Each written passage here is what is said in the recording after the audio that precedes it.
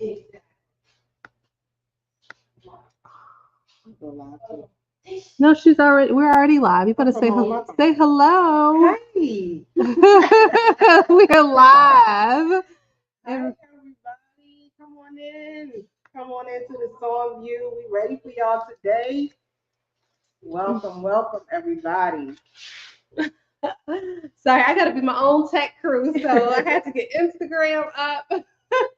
But we are getting ready for the sewing view, the Ghana edition. We got one more person coming in hot on her own Ghana time. We're gonna talk about her when she get in here. But I'm excited to see her because I missed the last sewing view. Yeah. What was the last one about? The last one was what was it called? Sewing with your mate. Sewing with your mate. I forgot. Oh, it was for Valentine's Day. Yeah. I missed that one. Yeah. That would have been a good one. Yep. My husband has done a lot. Oh, shoot, we got questions and stuff. My husband has done a lot. From ripping out seam to cutting strings. He don't do it no more. He retired once we had kids. But whatever the case, let me officially introduce myself. My name is Cecily Habimana. I'm co-owner of Sew Creative Lounge, and we are the culture keepers of sewing and quilting with one mission, which is to teach the world to sew one stitch at a time. And I'm going to pass it over to the left. Okay. Hey, everybody. Y'all know me, Rhonda, aka is so cool. Thank you all for coming in. We're excited about this edition of this So Creative Sewing View. We have a lot, this is going to be a fun time. This is bring you up to where and what we did doing in Ghana. We just had a ball, and we want to share the excitement with you all. Yep. So I see a few people coming in. I see Sheila. I see Juju, Tracy, Cynthia. What's up? What's up, everybody? Come on in. We already talked about you on Ghana time. Come on. Come on in. But you cute though. Right, you real cute. Come and style in. Late and stuff. That's okay though. Go ahead. We just introduced ourselves. I'm Rakisha. I'm one of the instructors here at the Creative Lounge. And I went to Ghana last month. Well, let's start off. What are you wearing here? Let's start off with that. Well, what I'm wearing is a custom creation from Jules, our tailor that we have officially hired and welcome to our family forever. A friend of mine who is an expat who moved to Ghana a few years ago. We got a referral from her, and we went on an adventure to her studio. But Rhonda, Naima, myself, with Paulette, we all just got in a Yango, and it's a Ghanaian Uber. So we hired this driver. I'm scared already. We went. It was far, like past Jay's, like past where we were. Oh my gosh! We drove for at least an hour, but when we got there, there was a shop with fabric on the wall, so we knew we were home. We knew we were safe. We were in our place with our people, and we were able to touch the walls, fabric, pick out our fabric, and I chose this one to make this cute little jacket. So she just measured us like on the spot, and then within 4 days turnaround, all four of us had at least 2 pieces to bring back home. Yeah. Custom fit, like perfect. Like, look, can you see all this cutesiness? Oh, hey, girl. Yeah. So yes. So let me just piggyback on the story she gave about our trip there. That was first time. Hold on. This is my first time hearing about this part. So that was an adventure going into.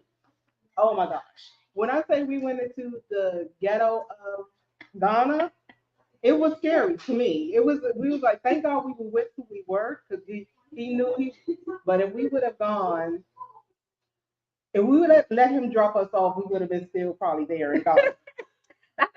I say scary with the aspect. So I say scary in that we didn't have cell service, we didn't know where we were. So even if we could pull up our maps, we'd be like, what do we do? Where do we go? But like it threat of harm or injury to ourselves. Yeah. No. Like it was kids outside, it was family, still daylight, all those things. But like literally, even the driver's navigation wasn't working. Like his navigation would cut out in certain places, so they couldn't figure. And he would at one point, I felt like I was in the South with my husband's family. Like he would pull up to the side and ask somebody, "Hey, you know where that road is?" And the person would be like, "Oh yeah, you go this way, go this way." Mm-hmm. So like he was leaning out the window because his navigation wasn't working. to ask the locals, where do I go, which way to turn, which area is it in. And so eventually, after, maybe 2 or 3 stops, couple of U-turns, we got there and made it back in one piece, and we're here to tell the tale. Oh my God. Oh my God. I gotta sit back, y'all. This munchkin is taking. Did you already talk about about your petite dress? I have not. I was about to get into it, so you waited till I sat back to get me. Well, now we can see the whole thing. Okay, so I don't have to even stand your little up. flutter. Yeah. Okay, Yeah. all right. So this dress actually came from okay, let me start back with the fabric. So we went 2 times, not because it was planned to go twice to do batik stamping or dyeing in Ghana. It's because there were so many of us that wanted to go back and do it more than once. So we did it. It was scheduled. We went out. We did batik dyeing, and the woman who led the workshop, her name is Esther. And so I said, Esther, I got to bring some fabric back to my studio so we can sell. I was like, can I come to your store? So Alea and I got up real early one morning, went over to her They store. snuck out and left us. I would have helped. I could have picked up some fabric. It was like 7 or 8 in the morning. I was ready. I would have been ready. But fabric, I would have got up that early. They snuck out like thieves in the night. It was like 7 or 8 in the morning. It was not. We got at 4 to go to Cape Town. I mean, it was 7 or 8. That's good time. Oh my gosh! But see, y'all would have been distracting us. We went in. We would have been having to get more fabric. No, I don't believe it. I don't believe it. They would have been shopping for themselves and forgetting about the mission, which was to get fabric to bring back for all of y'all. So while I was there, okay, so y'all can figure now. Right now I'm like almost 8 months pregnant, right? So I had to go to the bathroom and go figure, right? So they took me over to the bathroom, which happens to be Esther's daughter's store. And she's a designer that uses her mother's batik fabric. And she designs her clothing line with it. And so when I got there, I went there by myself. I was like, oh, yeah, I'll be right back and go to the bathroom. Sneaking again. I didn't I thought I was just going to the bathroom, okay? And when I got there, it was nicely air conditioned. And it was all these beautiful clothes. And so after about 10 minutes, Alea comes stomping down the street, like looking like, where are you? Yes, she was. About 10 minutes. I had picked out this dress. Let me see if I can stand it. All right, so I had picked out this dress, and I picked out I picked out a long dress as well. And then after that, Alea came in, and I felt so guilty. I was like, okay, Alea, go pick you up out of dress, because she over there sweating in the wondering where this pregnant lady went. So long story short, I got these. I only got my son something. I got him a shirt. I got a whole bunch of stuff while I was there. But we would have been distracted. Look, I'm just saying. So so that's the story of my dress. That's the story of my dress. Love it. We got questions. Let me see. Okay, all right. So we want to know what motivated or inspired you to travel to Ghana. Anybody? Okay. Well, it was something. It was never on my radar to go to Africa until the passing of my husband. We always travel, but it was nothing. He's gone to South Africa without me. But I was like, okay, in honor of him, I'm going to make this trip. So that was my inspiration for going. And then fabric. Okay. Yeah. How about you? I should have gone first. That was deep. I just wanted to go. It's on my bucket list. I mean, to touch the continent, to visit the motherland, to just be in Ghana, to touch the fabric, and just see the other side of the Atlantic. Like, it's just something I've always wanted to do. So this is your first time, both of you are going to Africa? Yeah. First time. Okay. So my story is a little bit different. So I've traveled to, straight out of college, I went and studied dance in Guinea. Then I finished graduate school. I went for almost a year, lived in Senegal. And then 2 years ago, I went to visit my husband's country, Burundi. When I got back from Burundi, I posted did a live and was like, hey guys, I brought this stuff back. And everybody was like, oh, amazed, like, oh, wow, I love it. And so at the end of it, I was like, y'all want to go to Ghana with me? Or y'all want to go to Africa with me? And it was like an overwhelming response to it. And so that basically was the reason why we actually put the trip together, just because you all put in the comments, I want to go to Africa too. I was like, well, let's do it. Mhm. Let's do it. So that's basically how that went. Next, I got the question. What was your favorite moment or experience in the trip?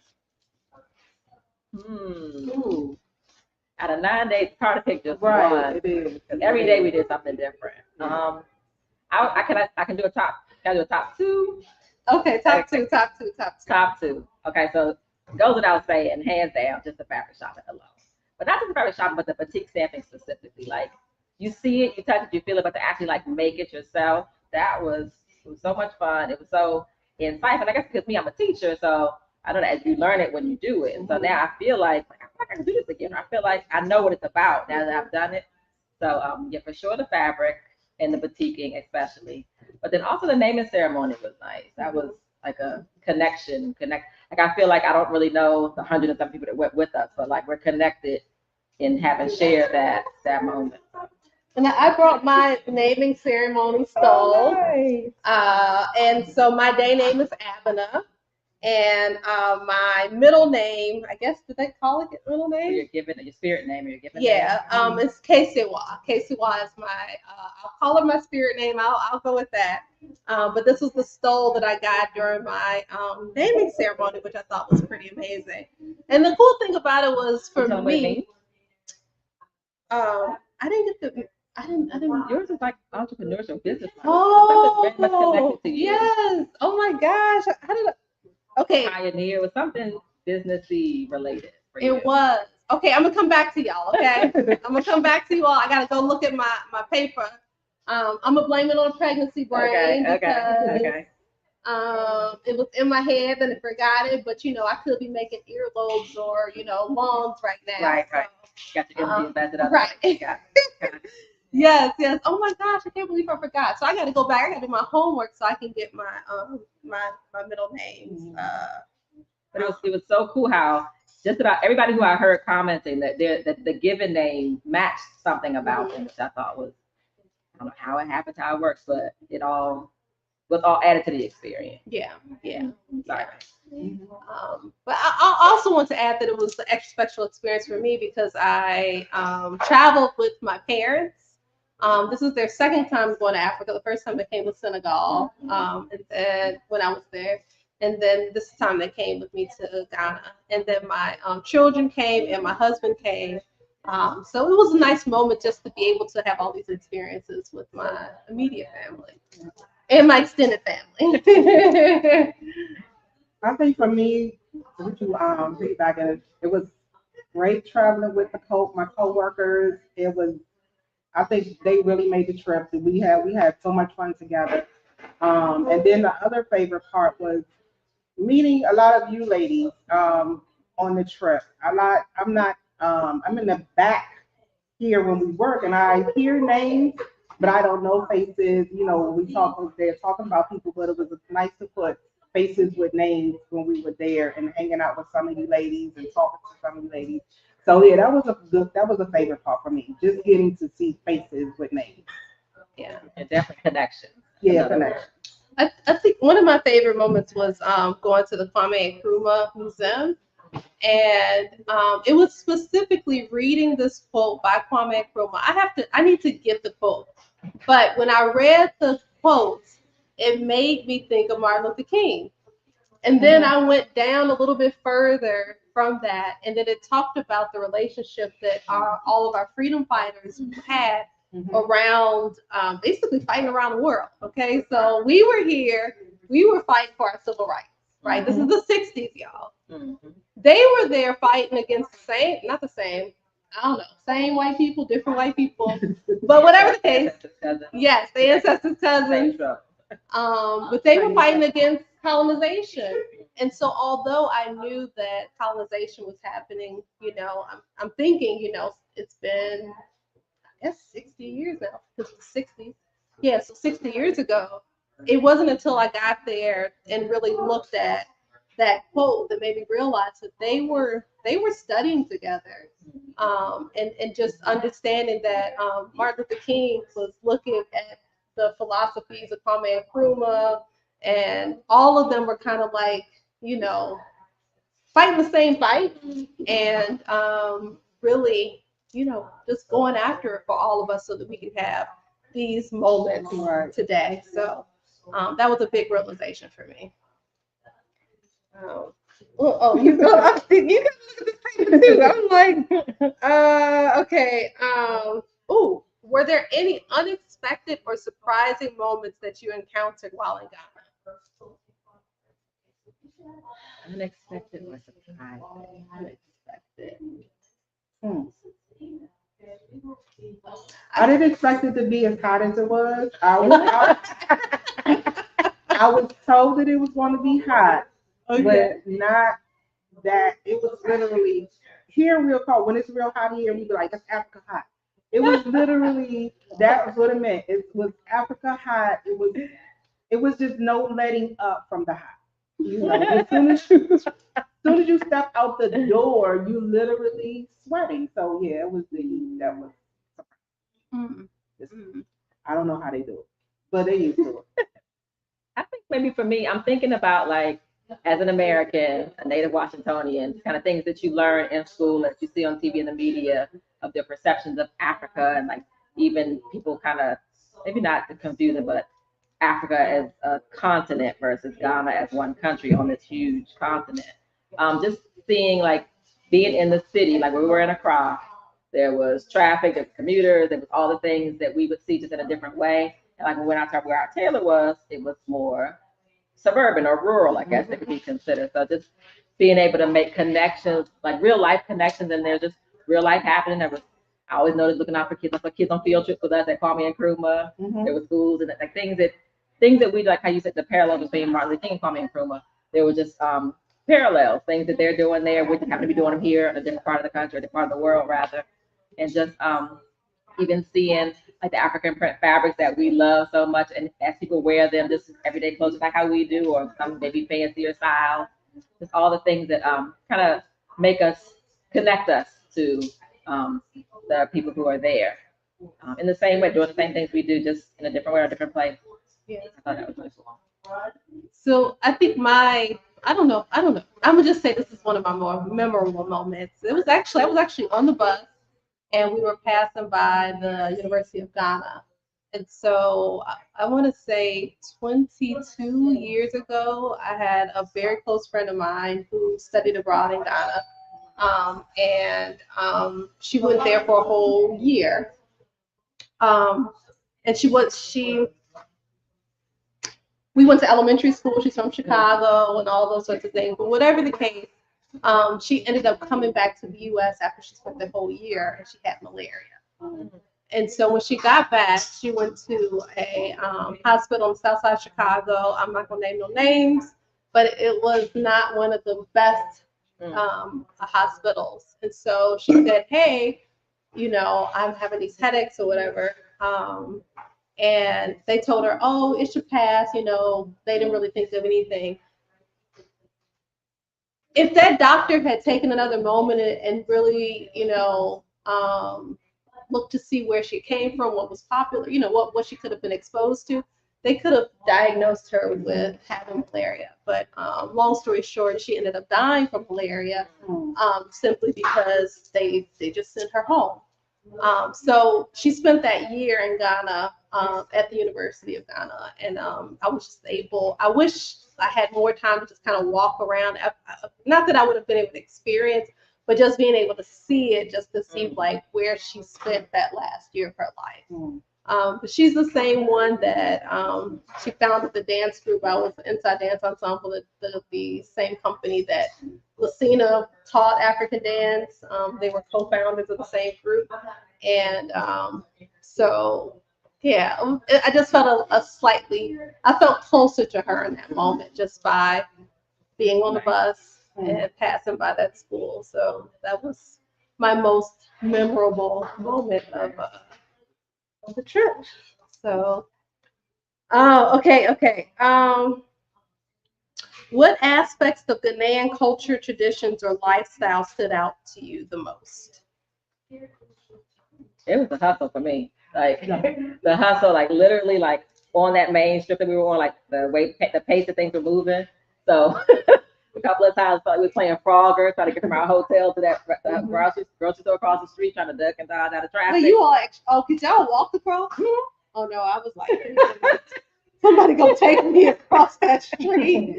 That was mayhem. It was literally like Frogger, and I telling my God kids parents, the other family, well, the Josephs, the husband is from Trinidad, and so we always talk about like, when they drive on the left side of the road, and it's kind of like they drive on timing, so it's not even like, you use your blink, wave your hand out the window, and the next person knows when to go, and it's kind of like a rhythm of it all. And I felt that same kind of energy in their traffic. And I didn't have it. I didn't know what the pace was, and I didn't know. I could feel that I was out of time, and like trying to move across the street. Or even like I noticed a couple of times, one of those early mornings when we left out, where the ladies who carry their wares on their head are bending along the side of the road, that they were workers going into work, and they would, instead of like stopping at like a 7-Eleven, they would pull over and get what they needed from the ladies who were along the side of the road. And then one of the guys we talked to, he was saying how they work shifts and they stock up, and it's kind of like it's a mobile convenience store almost. So everything is like the pace is steadily moving, but then also the hustle on the flip side, because one thing they're gonna do, they're gonna sell you something. Like you're gonna be spending some money, and not in a bad way. Like I didn't go necessarily to a mall, but every day I had an opportunity to buy something because there was someone available to me selling me something. And then depending on the competition and which vendor had which piece I wanted for which price, like that market experience. So yeah, the hustle is definitely, in the words of Jay, the hustle is real. You look like with your hairstyle, you prepared to carry I would love to do that. I was looking, and I'm a people watcher. I was amazed at just not even like it's just a way of life, and like in my mind, I'd probably be dropping stuff. At one point, I told her that the one time when the person dropped their basket, only because somebody else like ran into them. But like they was navigating traffic, like both put traffic on the sidewalk, going and coming, bend down, picking up stuff, and refilling the basket, and like all the things. Like I would enjoy. I want to try it. I want to try and do all the things, but. Yeah, I wouldn't mind doing that. I never thought about asking somebody, can I try your bowl on? Oh, no. What if I signed up? No, they would have been like, no, you ain't dropping my stuff all over the place. What's that dollar name? CDs. I got CDs. Okay, enough to buy everything on their head. Right. Go ahead. Once you mess it up, you right. One side. You be like, oh no. Yeah. For me, it was just the opposite of the hustle. That they were so lackadaisy about everything. They were super slow. They were just slow about the things that we find important not important, like we just rush, or it's like, get it done. But they are like, okay, all right, I'll do it in a minute. In a minute, I'll do it in a minute. But that's that kind of thing. They were just so slow about things. For instance, the restaurant, you need to ask for your bill for your food when you order your food, because you'll be done. It takes about an hour for your food to come. That start there. You get your food, you eat your food, maybe an hour take your. And then it's another 30 to 45 minutes when you get your bill after you finish eating. And they're not doing anything to not have that bill ready. It's just they're just walking around like, okay, I think they want their bill, but I'm gonna get it in a minute. So yeah, it was like that. That was a bit much. It was just so That was I think it's a cultural shift for us, like a mindset. Because I also, in my mind, once I let it go, like this is what it is, I feel like, and I think I rectified it in that. That's kind of like a way to keep cool. Like No point in me stressing myself Yeah. out, getting my pressure up, running around all fast. Walk and get there when I get there, because it's too hot to be doing a whole bunch of moving around. I'm gonna get there when I get there. Oh, you need that? Okay, I'll be right back. Take my time, go get it. I'm not gonna because nobody's like dripping with sweat how we were. Very few people I saw were like dripping like us. So it must be a way or reason Right. for that, because they were chill. They were no stress, no worries. I'm just walking. I'm gonna get it when I get there. That's what I'm thinking. I think how they keep cool. Yeah, a lot of the meetings that we had beforehand, Jay would say packet patience, and that was it. And leave America in America. That was it. That it took patience, waiting for them to do this, just about everything. Yeah. I think that shifted expectations. I hope helped people to cope with the differences, the cultural differences. Because if for us we're used to fast-paced fast food. I went to KFC. That took like 45 minutes for the food to come out. Yeah. And I'm expecting KFC is fast food. That was nothing fast about that experience. I was late for the naming ceremony because we were trying to get KFC beforehand. And it just wasn't enough time. But the thing that I remember from the first time I went to Africa was me and my girlfriends would say, and Lucina was on that trip, the one that did the class with so much so. We called it the hurry up stand still phenomenon. Okay. So you hurry, we leaving at 4:00 in the morning. Everybody be here on time. Got to get down to where do we go to Cape Coast. We get to the lobby. Everybody there is 4:00 in the morning. It's dark outside. The food, trying to get breakfast, and we literally stood still for like 45 minutes. Now I figured that was going to happen, but if you didn't have that in your brain that this is the mentality, or this is what happens, it's the hurry up and stand still. I felt people's frustration. I was like, I'm so sorry, y'all. I'm so sorry, but this is the reality. It's the reality, and it's not just Ghana. This is like continental. Yeah. I can't say I've been 3 countries on the west and 1 on the east. I don't know what's happening in the south, more in the north yet, but I could say it for 4 countries that I've been to. This hurry up, stand still. Hurry up, stand still. Well, I will give them a pass, because even though it's 4:00 in the morning and we could be getting to sleep, I appreciate that they were actually preparing our breakfast. And so, like what you said about the food, Yeah. like even though it's like our foods, American diet, health system, all the things full of just junk. But like literally every day, because I wasn't eating any meat while we were there, so literally every day, and I wasn't eating any salads. But every day I had potatoes, rice, or some other kind of pasta, something like that every day, and I still lost like 6 pounds when I got back. Really? So the food is all like, it's because so much of it that we ate was just prepared. None of it was prepared fresh for you. So not a lot of preservatives, or you just gonna heat something up, or we grab and go kind of breakfast. I just felt like the food was just better, felt better for me, or just more filling or something. I don't lose no weight. Really? I am. Oh, well, you don't want to lose any weight just yet. Worry about that in August. You lose some weight in August. So between eating the good food and like walking every day, like I'm sure I got 20,000, 30,000 steps a day. That combination of happy losing weight. Nobody lose not a pound. So that's a good thing. That's a good thing. You weren't supposed to. But it was all good. But yeah, I do see, because we, here in America, unless you shop the outside of the grocery store, where all the produce and the meats and the fresh thing, if you go into the aisles, all of that is processed. Anything want to show up in a box, it's gonna be just sitting there. And unless you went to the grocery store across the street, you really didn't have access to a whole lot of processed food. Right. So all that to say is, like, if we just stayed on the outside of our grocery store, make better choices. Yeah. Oh, and that pineapple they had, oh my gosh, it was so sweet. It was sweeter than any pineapple I ever had anyway. Every day, every piece. Like, you get a really ripe pineapple, and you can tell because it's really, really yellow and juicy and sugary.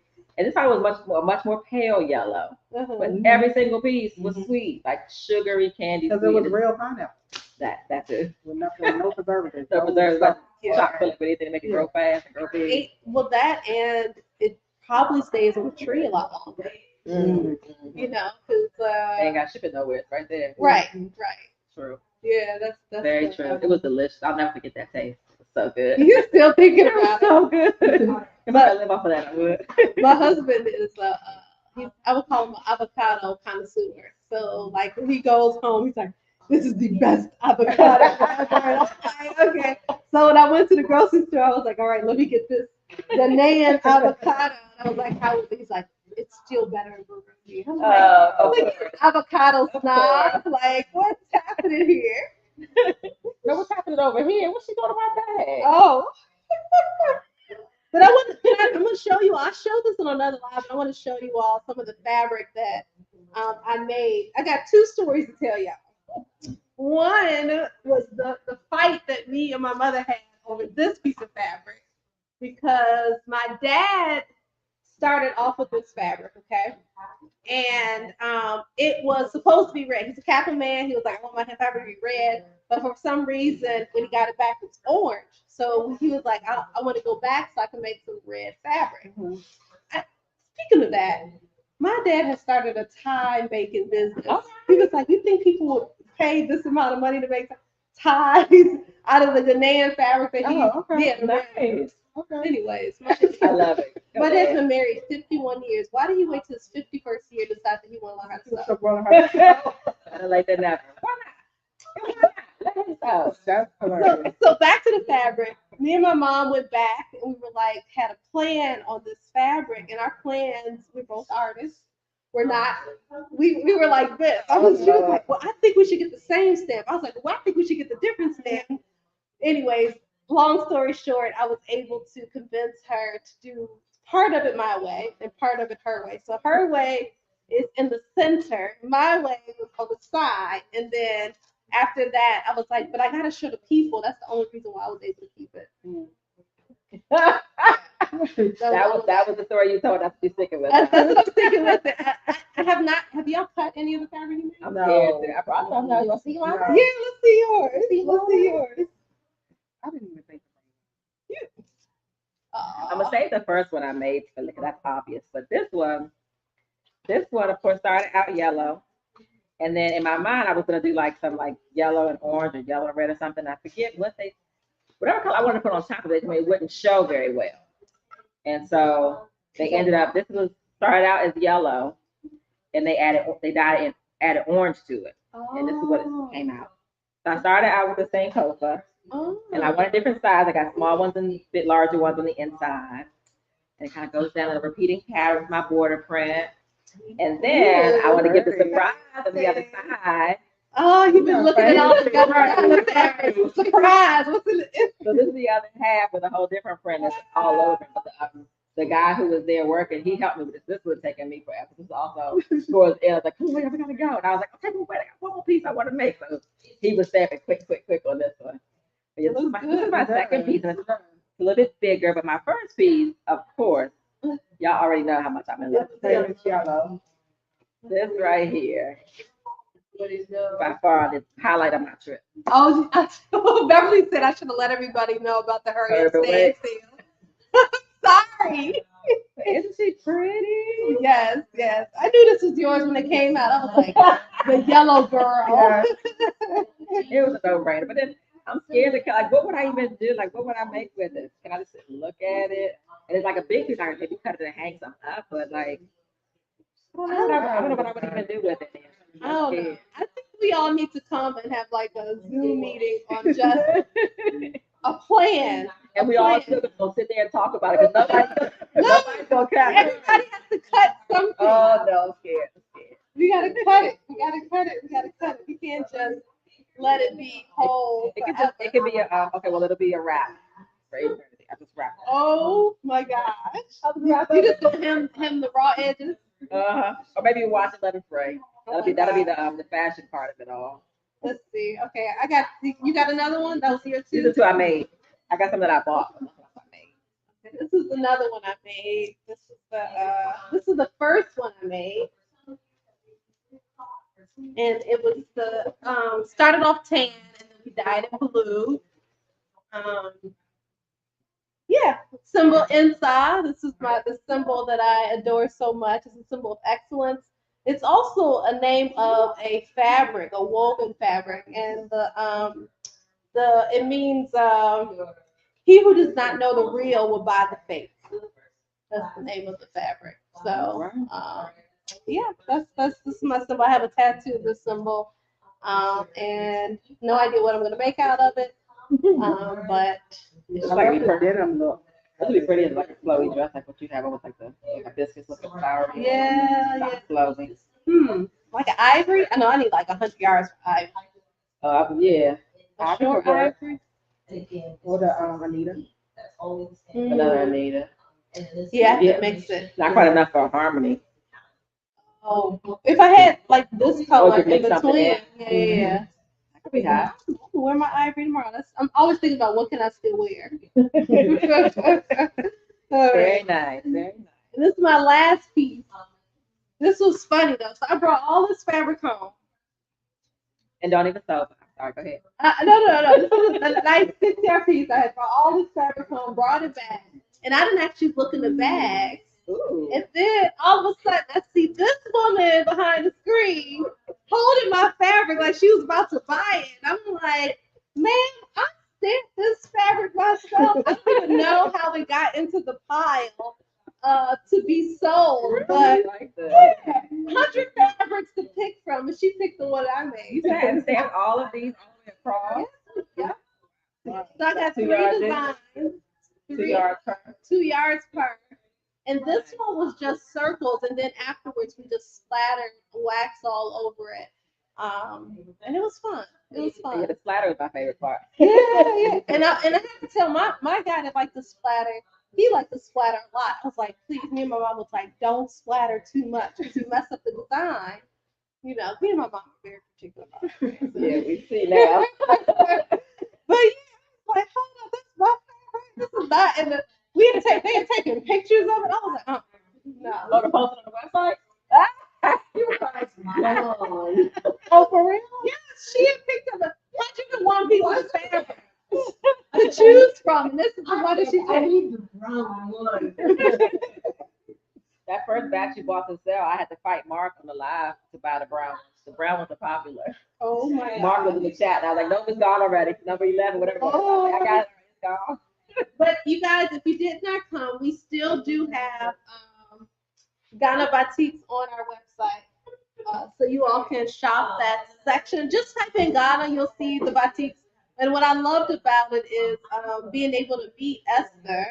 And so, again, I told you I always went to Esther's store. And she was like, if I would have known that you all wanted this much fabric, I would have had my family come in and work even more. I was like, Esther, they just spent 2 whole days with us making batik fabric. You was going to have them working. And she was like, yeah. I was like, oh, Lord. Yeah, she can't get rid of us that easy. So we'll be back on board. Don't worry. Yeah. Either us in person or fit in a barrel full. So either way. Either way, we should be on almost time to put in another order soon. Yeah. And look, please buy the fabric so we can get more. That's it. So we can get our own fix with the next shipment, because every shipment that we get is unique. It's not like I never see the same thing over again. Right. Yeah. So. Oh, Ron, I have the print that I showed you that you bought up. She didn't make this one, but she bought it. Did I bring it? Oh, never mind. The batik camo, I think I must have left.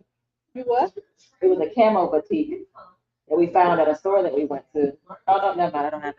Oh, that one. I was going to show that as one of yours, but no, I don't have it. Okay, the next question is, how did you find the local cuisine in Ghana? Any favorite dishes or recommendations? So, local cuisine. I think we really got a chance to get a lot of the local food just because of the timing issue, right? Like we were there and we would be making like 1-hour stops to get our food. So most of the time when we were eating, we would go to buffets at hotels. One, because the choice I know was made to do the hotel buffet food was because it was quick, it was already prepared. We could get in, get out, and stay on our schedule. And two, there was a level of I don't know. Familiarity. Yeah, Certainty, I think safety. safety, that's the word that I was looking for. So that we could, you know, Yeah. stay healthy and such at the same time. So I would say, like, if I were to go back again, which I know that I am, I would want to go to some of the local places that I can experience more Ghanaian cuisine. Um, but go on a day when I don't care if I spend 3-4 hours Right. sitting down Right. waiting for my food because I'm Right. sitting with my friends Right. and my There'll be lots family. of things to drink, keep yourself cool while Right, you wait, right. conversation. Yeah, yeah. I did try the red at the hotel, and I had it's a I don't know if anyone is not familiar with the dish. It's a bean stew. It almost looks like black eyed peas, Oh, okay, or okay, fish and okay. peas. Yeah. But it's in a red sauce and it's kind of stewed and served over rice. That was really good. It wasn't too spicy for me. I was able to eat it and tolerate it just fine. Oh my God. Not a spicy stuff for that. But it's like Yeah. a savory, and they serve with some plantains. I be too pronounced the type of word, it's not a word you want. Plantains on the side, and so that kind of gave you like the sweet and the savory together with the rice stuff. So that was warm and filling and hearty. Of course, they had jollof rice on our buffet Yeah. a couple of times. Right, right. But I did now have that I've had the before. Ghanaian version. I got to try the Nigerian version to get added to the Oh my debate. gosh. Who has the best jollof rice? But the one I had was tasty. I enjoyed it. Y'all But heard, I can see it local too versus like the hotel version of jollof rice versus like a local one that's, Exactly. really put the flavor on it. y'all heard how many times she said rice, right? Rice for breakfast, lunch, and dinner. Any kind of rice you could Anyway think you want it. of, Anyway you want that's it. what they had. Every day, every meal was the rice. And I was sick of rice. I was like, I don't want any more rice. I don't want any more rice. I'm not a rice eater, but I was sick. I was sick of rice. But it's always a familiar, safe, filling option. If in a pinch, you can always get rice or get French fries. Something gonna have to make you full. Me married to an African man, it's like rice is every day. I agree. And if So a Southern man, it's gonna be rice. yeah, Yeah, it's yeah. every day. Yeah. I mean, we try to limit it a little bit. We switched to quinoa, Mhm. you know, so we can have a That's my safer version. version, Yeah. but Yeah. it's still like a grade. Yeah, It's yeah. like a rice and sauce. Yeah. I think I also missed out a little bit because there was a lot of fish stew, and I didn't have time to go and look up and be like, ask the weight, because you know you have the levels of mercury when you're pregnant, you can't eat, you know, certain fish. So I didn't want to be like, sir, what fish is this? And then go look at the chart to see if it was going to be safe. Right, I right. was like, so I ate a lot of chicken because I couldn't eat the fish, and I prefer fish. Fish was my protein because I wasn't eating the meat, but I had fish. Like I used to feel about the rice. One day I was like, I'm not eating any fish today. I'm not eating. I'll just eat vegetables all day long because I had fish 3 times a day. It was grouper. It was the fish and chips. The grouper stew. It was the kingfish. One place we went to, they had the red snapper. Like literally every day.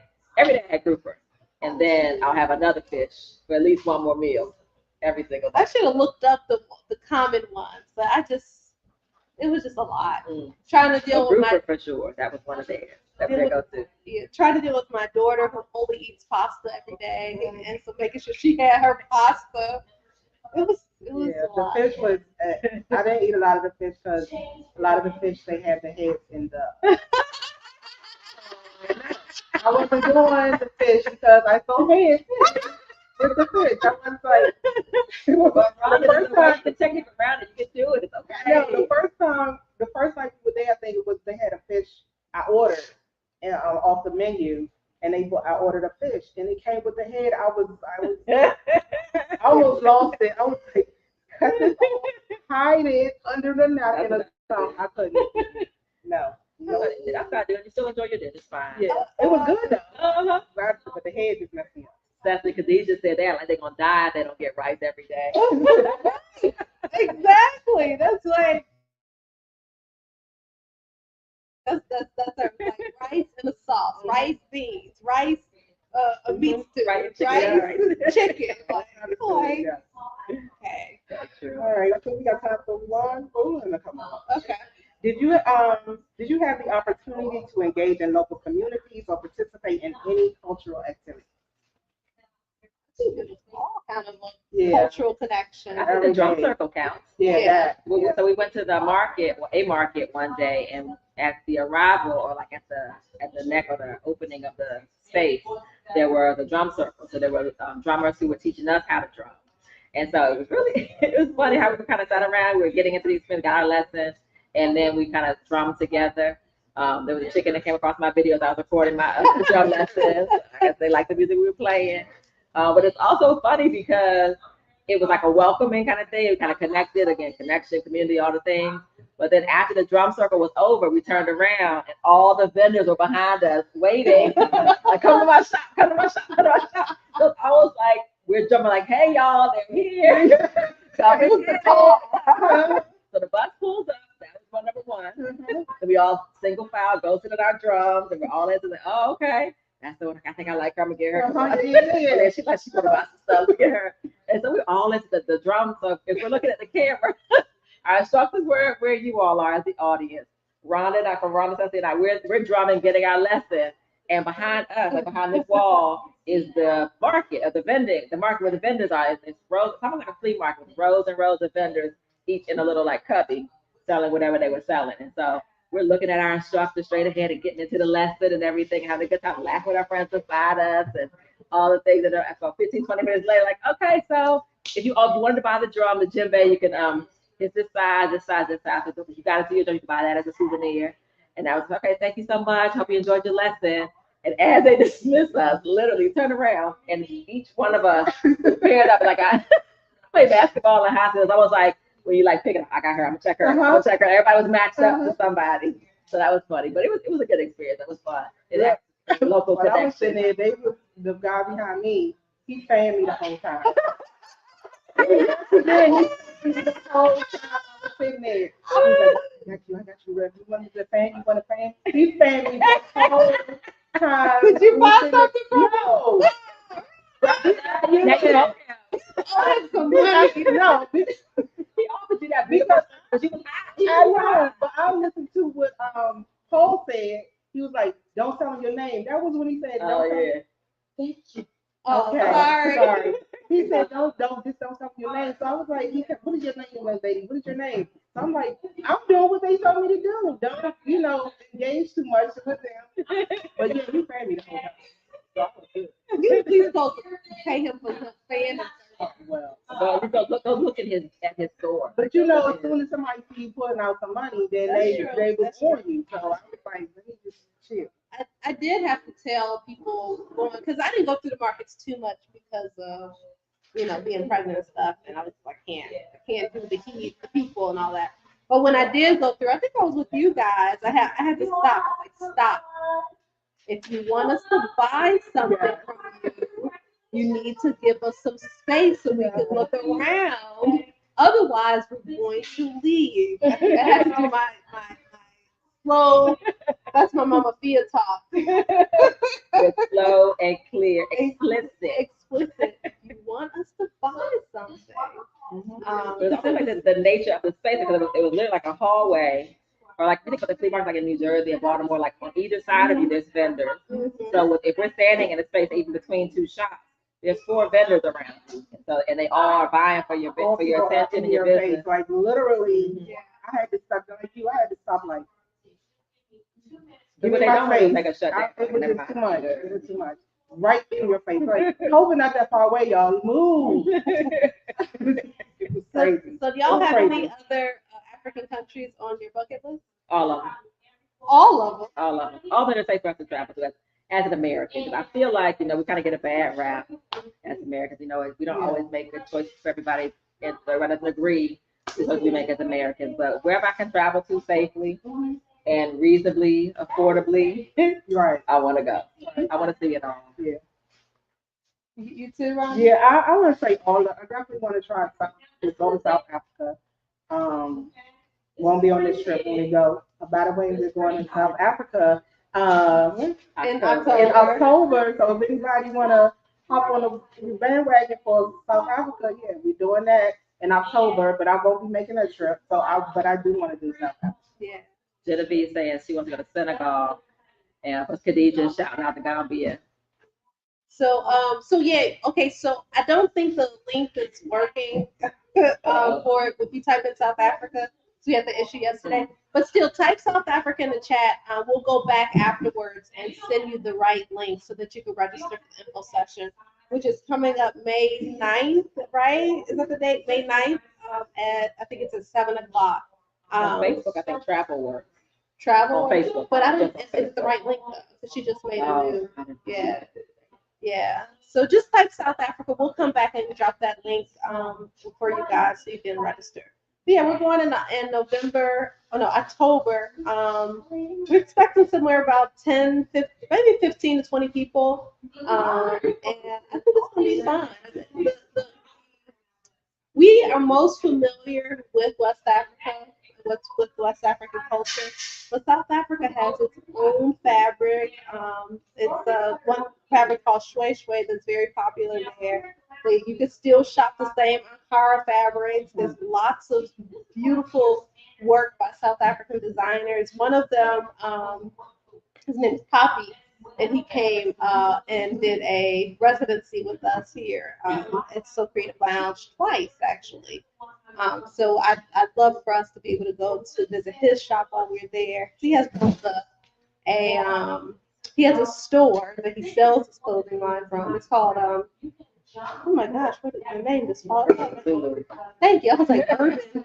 I had urban intellectuals in my head. I was like, that's not it. Wrong business. Other part. Urban Zulu is the name of his company, but and he also has his own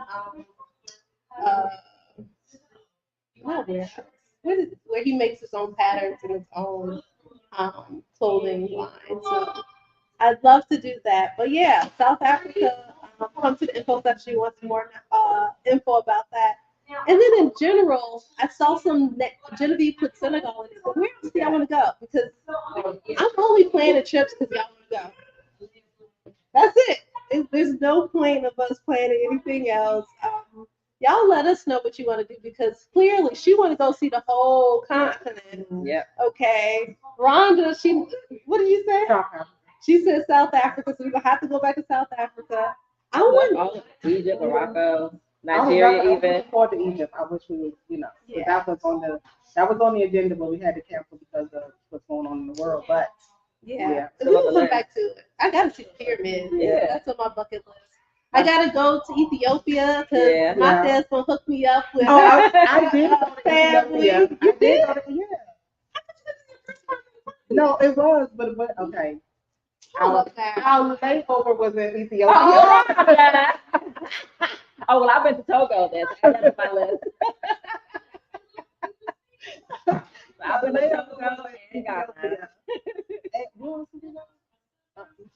No, I want to get out. I want to go have some authentic Ethiopian food. Okay, that's what I want to. With some real injera. I don't want the fake stuff. I want the real stuff made out of what's the flour called? The tape. Yes, I don't want the stuff they mixed up here in America. I want the real stuff. Okay. So I gotta go to Ethiopia. I gotta go to some beaches on the east. Okay, so I gotta go down to Kenya. I need to go. I don't know what's in Madagascar, but it's surrounded by water. I feel Tanzania.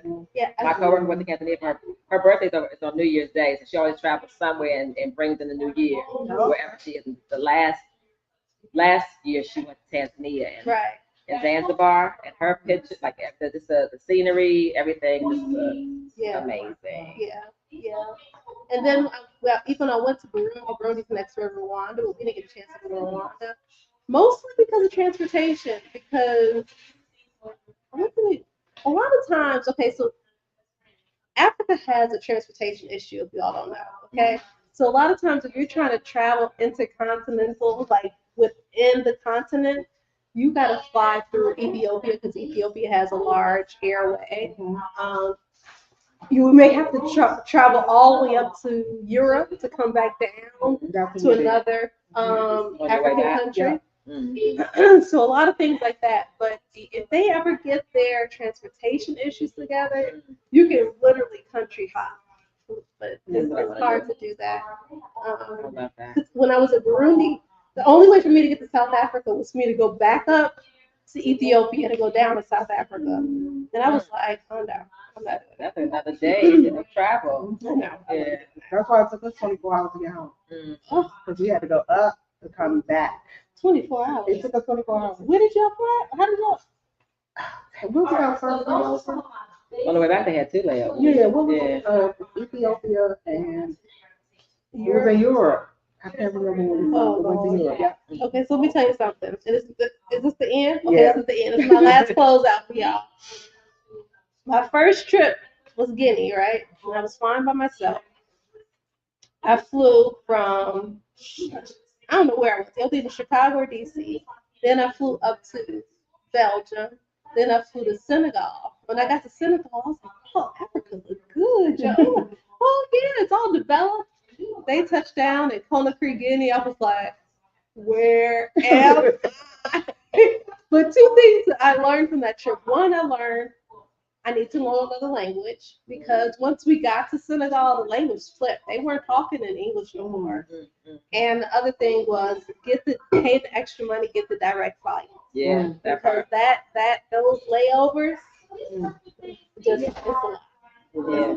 So, The best advice I got was to get, if there is a layover, take an overnight. Either way, take an overnight flight. Right. Yeah. Leave out 10, 11 o'clock at night so you can wake up and be ready. for the next Yeah. day. Yeah. Do most of your travel while you sleeping. Let's see. Oh, any comments we need to address? We got some spam in the thing. We got to get you out. Is this with the same travel agency? Yes, we are going. We have partnered with Maximum Impact Travel to go to South Africa. Conakry or regular Conakry. Yeah, Conakry, Guinea is where I went. All right, so thank you all so much for joining in on this special edition of the Sewing View. We love having these conversations just to, I don't know, just to chit chat about the thing that we love most. So, with that being said, we are gonna head out for this evening. Y'all have any closing remarks? Oh, my Nigerian friend told me that Ghana is the gateway. So now that if we've gone to Ghana or you've been bitten by that bug, then it's gonna happen. So it's coming. Yeah. We'll be going other places. Yeah. Put it I'm in, ready. Yeah, put it in chat. Let us know where y'all want to go.